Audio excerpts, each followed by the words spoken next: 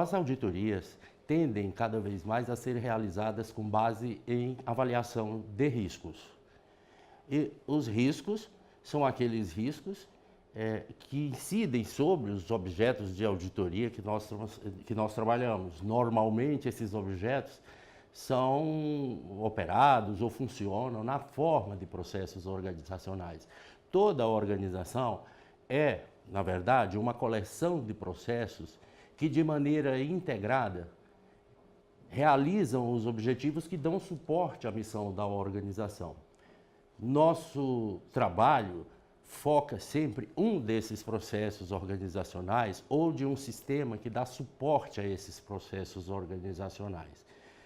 Um requisito importante para realizar qualquer auditoria é entender bem o objeto.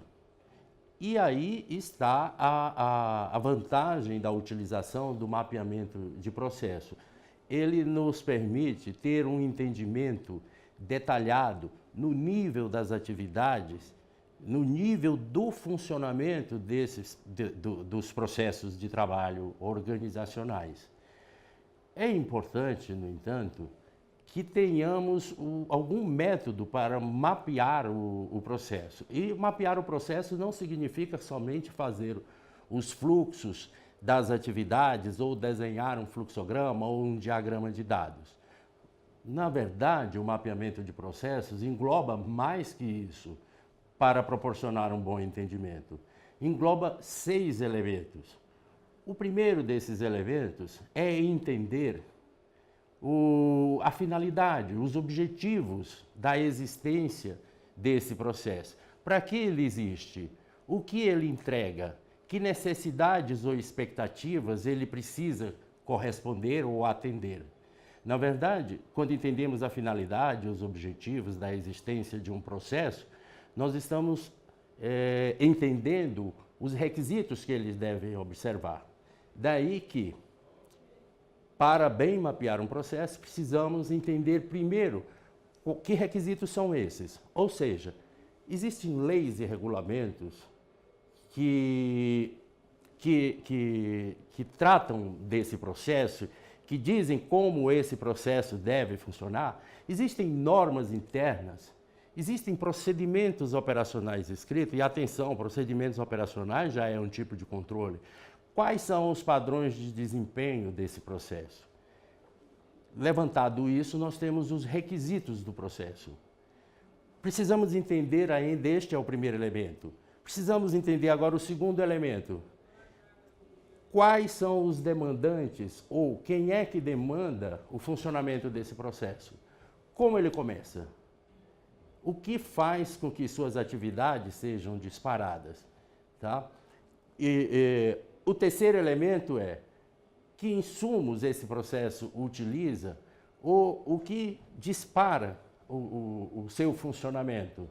Uma organização prestadora de serviços, por exemplo, tem os seus demandantes, que são os usuários dos serviços, e eles, de alguma maneira, formalizam essas demandas. E é isso que é o input do processo.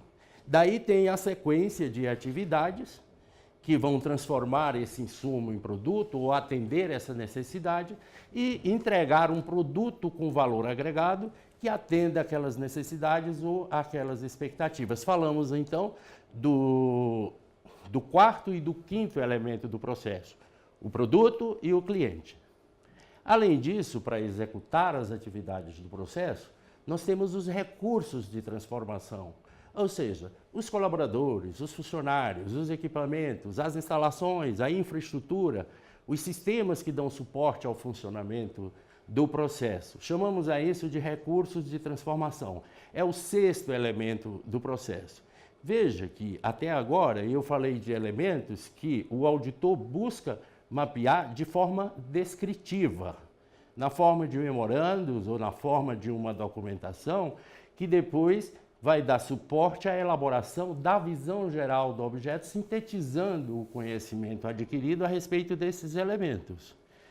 Entretanto, existe um outro componente importante no mapeamento de processo, que são os chamados procedimentos analíticos, ou seja, o histórico das atividades desse processo, como ele tem produzido, como ele tem entregue em termos quantitativos e qualitativos nos últimos períodos, antes do período que você vai examinar. Entenda esse histórico, entenda como esse processo tem funcionado. A demanda tem aumentado, tem diminuído?